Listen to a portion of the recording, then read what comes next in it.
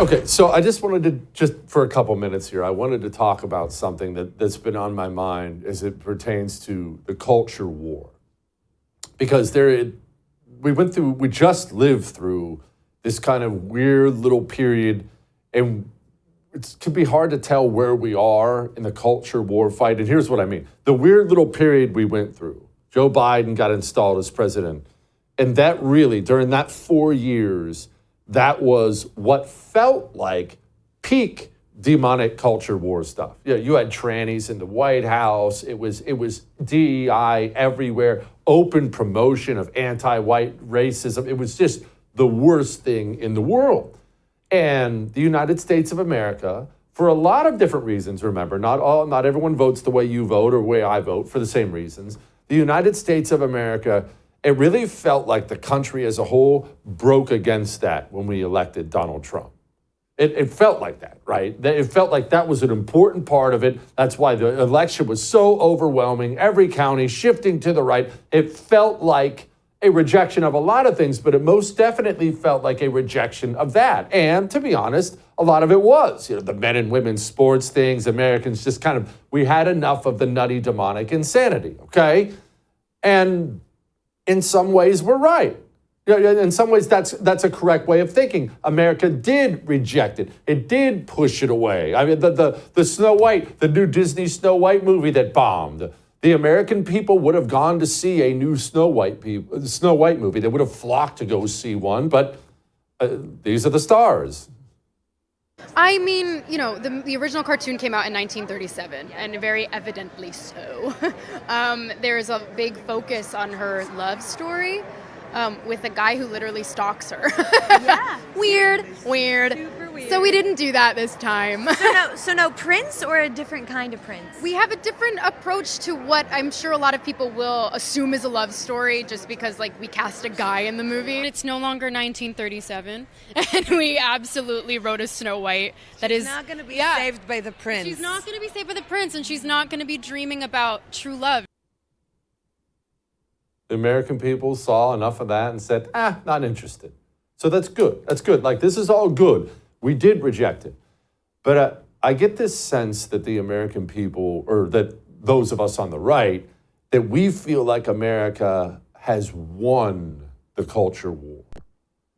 Listen, these people are demonic. I'm talking about the people who are trying to tear apart the moral fabric of this country. They're demonic. This whole trans evil, this is demonic stuff. And demons don't quit. Evil doesn't quit. We are in the ocean, and we fought off the shark for now. We did not kill the shark. I say this because we need to remain ever vigilant, and we need to stay on the attack. They may be on the run, even. They may have turtled up a little bit. They are not defeated by any stretch of the imagination. Continue to put your money where your morals are. Continue to be vigilant. Be involved in your schools. Pay attention to what your children listen to and watch. Be vigilant, all right?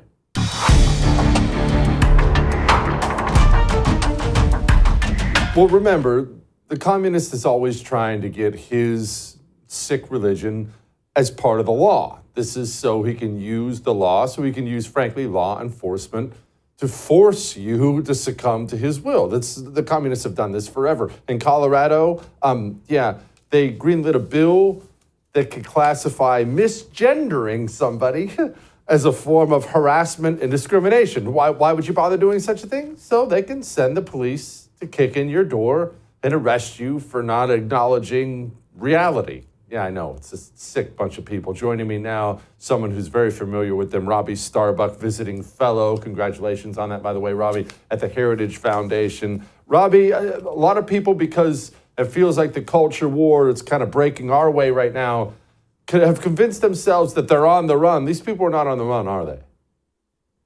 No. In any single state where they have enough institutional power to do things like this, they will continue to do it. They're doubling down on crazy. And that's very important for people to understand, because folks after the election were thinking, okay, maybe the Democrats or the left in general will sort of moderate on these issues. And we're not seeing that, unfortunately. I'd love to see more of it. I'd love to see these groups go and say, oh, let's move to a moderate place, but it's just not happening on the left. And so I think folks have to understand in these states that are, very, very much on the left, you're going to continue to see this type of policy push. And I think what's most dangerous about it is that bills like this actually seek to create custody decisions on the basis of whether or not a parent is, quote, affirming of the gender identity of their kids. So you could actually see many parents, and you will see many parents losing custody of their kids if they are not, quote, affirming of that child if they decide they're transgender. Oh, jeez. Robby, can you explain why they won't back off of the trans stuff? Because of every policy on the left, you could go down the list, and yes, they're unpopular on virtually all of them, but every single poll shows this one is a loser, and an unbelievable loser for not even political people in the middle. It's just a loser for the left, yet they can't let it go. Why? Well, that's how you know that leftism has become sort of like a pseudo religion, right? Because that's the type of group that will defend something that's extraordinarily unpopular if it feels like it's part of the tenets of their religion and they just can't let it go. And so that's what we're seeing is the left broadly holding on to these 80-20 issues where 80% of society is wholly opposed to it on a moral level, on just a pure intellectual sanity based level, and they're holding on to it. And I think the only thing that you can sort of get from this is that, in these recent years where you've seen a shift away from the left among many different people who used to be on the left, you can really just kind of count on that to continue, where folks leave because the left is just getting so crazy in terms of their adoption of these policies. Robby, the Supreme Court did just rule in favor of the Trump administration. I mean, I guess we have one of those every now and then when it comes to DEI, the education department's freezing DEI grants. So maybe at least as far as the courts go, we have some sanity coming back. Yeah, let me put my Heritage Foundation visiting fellow hat on now. When I look at a decision like this, what I see is some semblance of sanity, because the courts absolutely should be able to see very clearly the DEI in all the forms we're seeing it functionally violate the law in many different senses. And so I think this is a good step in the right direction. Ultimately, there's a number of DEI-based issues that are going to have to go up to the Supreme Court. And I think we're going to have consistent decision after consistent decision that these policies do, in fact, violate the law. And I think companies in many respects are preparing for that moment, and they know that that's coming down the pike here is like, we're going to see these policies crushed. Robby, keep that Heritage Foundation hat on because you've actually started a new initiative with them. Tell us about it. Yeah, so I've been doing this work since last year in June, going company by company, eliminating woke policies and DEI policies for major corporations. And now there's sort of new tools in this deal with the Heritage Foundation where we're going to have this capital markets initiative and thinking about not only how you eliminate this insanity from corporate America and corporations at large all across the globe, but really also how we can make sure that conservatives like us have our voice heard in the marketplace so that wokeness and all this craziness we've seen in recent years never happens again. That means using our money wisely. That means using our power collectively wisely and having a voice in these rooms, on these boards, and things along those lines. So we're going to be looking at this as a multi-pronged effort to essentially bring sanity back and focus on excellence in America once again, get out of this business of division and wokeness, and embrace a future where we really win again in corporate America, because we want to see America great. And for America to be great, our companies have to be great, and they cannot be prisoners to this crazy ideology. Robby, how do we lose them? I understand you just got all over Pepsi, and I love that you feel free to talk about it, but how in the world did this happen? When I was a kid, a Pepsi commercial was some, professional athlete sipping a Pepsi after a touchdown. It was just like normal stuff, but now it's sick. Why? How? It's ideological capture. I mean, in many respects, a lot of this came from the academic level upstream into these companies. And so, what I mean by that is you had wokeness infect the schools first, right? And then a lot of those students who, were sort of raised up in this environment of safe spaces and coloring books on college campuses for their safety and, for them to feel okay, they moved upstream into PR jobs and into HR jobs. And then George Floyd happened. And after that happened, there was a huge push from those HR departments, from those PR departments to create DEI departments. And the pitch from them to executives was essentially, this is how we signal to the public that we are not racist. And if you don't do this, we're going to look like a racist company. And so a lot of those executives fell for it, hook, line, and sinker. And they poured millions and millions, in some cases, billions of dollars into these initiatives. And what did they get back for it? Nothing good. It has hurt their companies year over year to an alarming degree. Executives realize it now, and they've been looking for how they get out from under it. And we've been giving them every reason to get out from under it. And so I think in many ways, we're doing a service for corporate America because we're helping them to get out from under this extremely unpopular, expensive, wasteful ideology. And but that's how we got here, is really essentially activists making their way into corporate America and forcing their ideologies into the actual company itself. I mean, it got to a point of absurdity where we saw the number one resource that was being recommended by major Fortune 500 corporations in their DEI resources section was Ibram Kendi's How to Be an Anti-Racist book, which says to be anti-racist, you must oppose capitalism. That is the core message of the book, the theme, right? So you've got major corporations who rely on capitalism to survive, saying to their employees, hey, read this book that essentially teaches you to be a communist or says you're a racist bigot if you're not a communist. So, we got to that point of absurdity, and now we're turning back, and we're turning back hard. And I think you're going to see sanity overwhelmingly be the overarching thought process of corporations over the next year. Robby, I can't help but think it's April now, which means June cometh. And we all know what June has become in this daggone country. Pride Month, where we all have to get waterboarded with rainbow propaganda. But it seemed like it was turned down. The volume of it was turned down last year. Am I just old and out of touch, or was it? The volume was turned down last year, but it's going to look very different this year. In fact, separate from what I'm doing with Heritage Foundation, I, on a personal level with my team, have notified most major corporations that they should be very careful in this upcoming Pride Month, because we are going to have people filming at a lot of the major events. And we're going to be eagle-eyed about who sponsored what. And if children are exposed to inappropriate content, the public's going to know about it.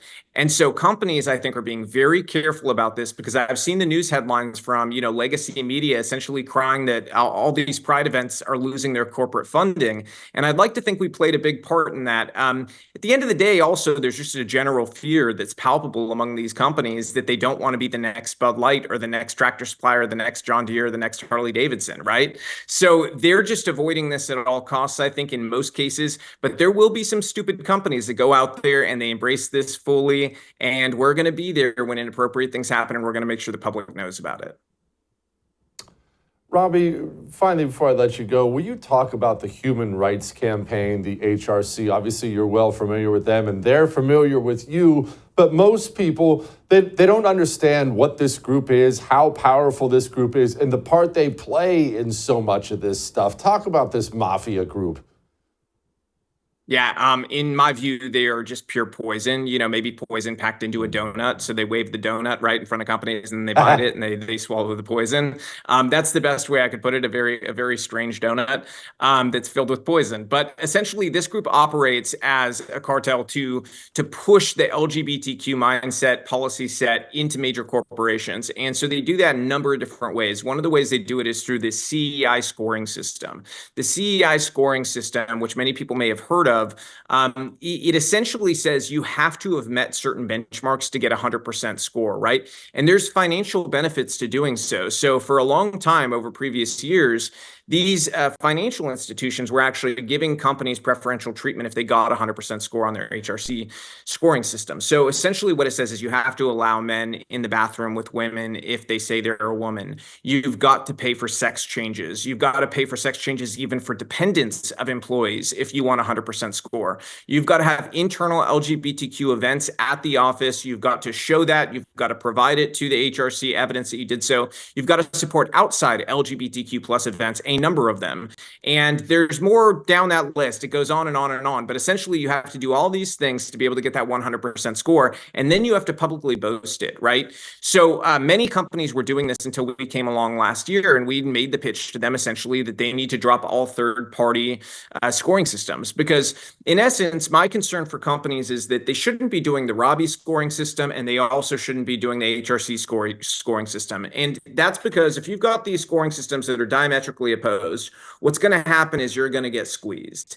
And companies should not want to get squeezed by both left-wing and right-wing consumers. They should want to be able to serve everybody if they're a public company, right? If you're in that Fortune 500, you're on the stock market, you want to make the most money for your shareholders you possibly can. And to do that, you need to get out of divisive politics. And that's been my overarching message to them, is get out of this business of division and be focused on making money again. And the way to do that is not to get involved with any of these third-party groups that want to do a scoring system that is going to divide us.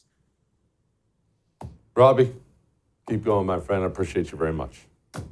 I would thank you for coming to my YouTube channel, but I know how brilliant it is, and I know you love it here. So subscribe and watch. We're going to start really ramping things up and putting some funny stuff, some interesting stuff out there, some collaborations. Either way, my YouTube channel is officially the place to be.